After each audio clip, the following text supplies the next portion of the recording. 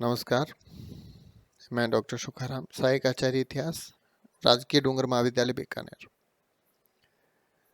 आज का हमारा टॉपिक है प्राचीन भारतीय गणराज्यों की शासन प्रणाली।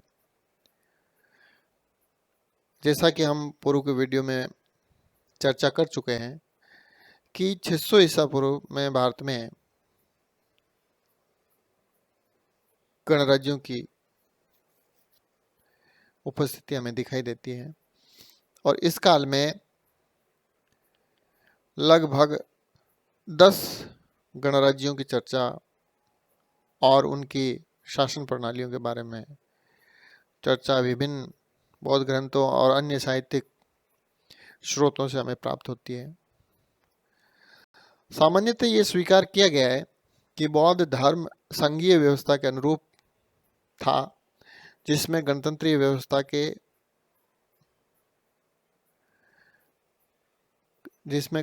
व्यवस्था सुनिश्चित की गई।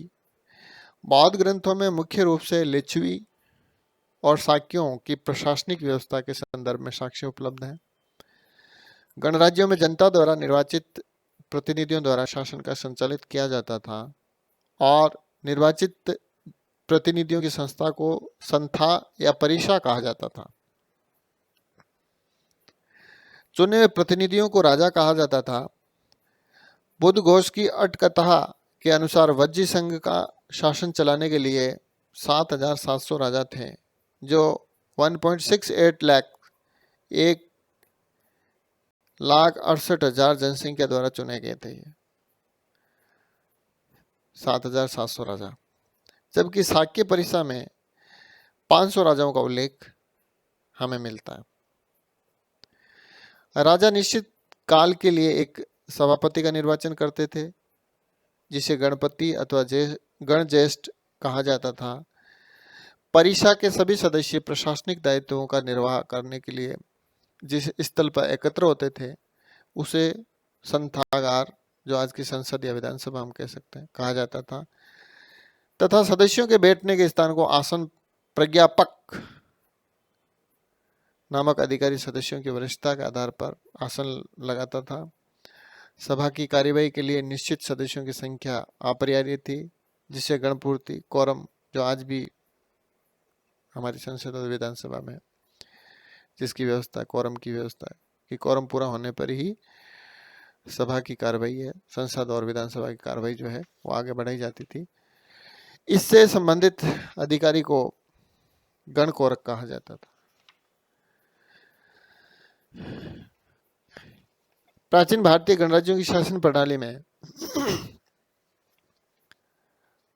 हम कुछ विशेषताएं देखते हैं कि अधिवेशन में ज्ञापक यानी प्रस्तोता द्वारा औपचारिक रूप से प्रस्ताव रखा जाता था, जिसे ज्ञप्ति या प्रतिज्ञा कहा जाता था।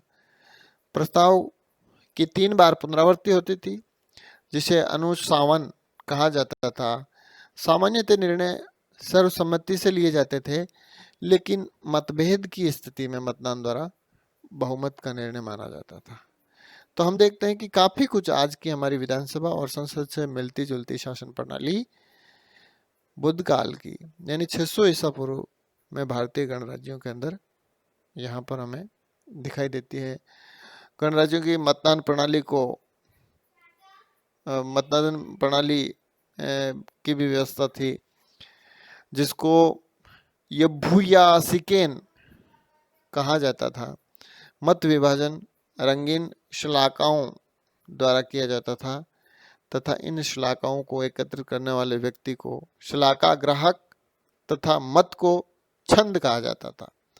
तो इस प्रकार हम देखते हैं कि प्राचीन भारतीय गणराज्यों में एक सुनिश्चित शासन प्रणाली थी और इसी शासन प्रणाली के अंतर्गत यहाँ के शासन और प्रशासनिक कार्यों का संचालन किया जाता था। Thank you.